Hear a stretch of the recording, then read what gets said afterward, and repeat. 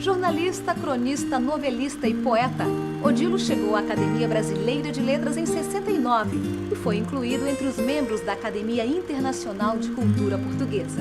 Nascido em São Luís, já na infância arriscava seus primeiros passos na poesia. Aos 16 anos parte para o Rio de Janeiro e é lá que ganha destaque no jornalismo, na política e na literatura.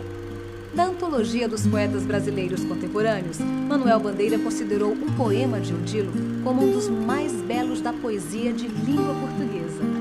Então, vamos conhecer melhor a trajetória desse ilustre maranhense no episódio Odilo Costa Filho, A Casa Aberta. A primeira casa foi a da Rua da Paz, São Luís.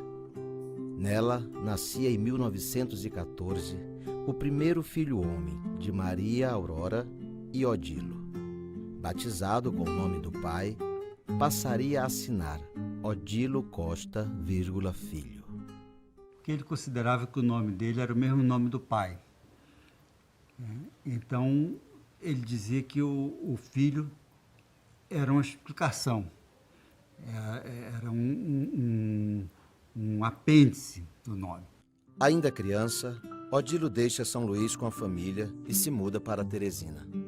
Passa a infância atravessando de canoa Rio Parnaíba, entre a capital piauiense e Timon, no Maranhão, onde morava parte da família.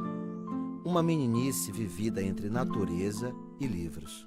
Porque desde muito cedo, antes de escrever no Cidade Verde, que era o jornal de Teresina, antes de se envolver com os poetas, o Odilo já era, na redondeza, ou entre os conhecidos, considerado um menino que ia ser poeta. Ele tinha um lirismo, o Odilo. E aí o meu avô falava, isso eu apurei ouvindo as pessoas, não se forma um poeta, não se educa um poeta, o poeta nasce poeta. Adolescente, ele fez um jornalzinho chamado Cidade Verde, que nós não conhecemos, só temos notícia. Aos 16 anos, eles se mudaram para o Rio de Janeiro, para meu pai fazer faculdade de Direito. Uma cidade mais amena, uma cidade da Lapa, né? Que eles se encontravam na Lapa, bebiam, da boemia. É uma cidade do Jaime Ovalle, aquela história que tem coisas dele, de música. E, ao mesmo tempo, uma cidade em convulsão, né? Porque tudo acontecia no Rio de Janeiro. O Rio de Janeiro era a caixa de ressonância política do país. O primeiro emprego dele, o Félix Pacheco, que vai dar. Ele vai ser agradecidíssimo ao Félix Pacheco pela vida toda. Em 1930, ele com 16 para 17 anos, novíssimo, chegando no Rio de Janeiro, cobrindo política, né, no Jornal do Comércio. Ao mesmo tempo em que se entrega ao ofício de jornalista, começa a se envolver em política.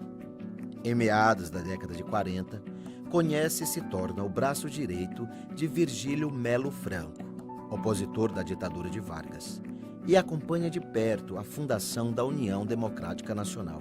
Seria sua mais importante, mas não única, incursão nos bastidores da política. Ele vai ter funções políticas, vai ter cargos de direção no jornalismo e ele tinha uma pureza e ingenuidade de poeta, como se a vida realmente pudesse ser bela.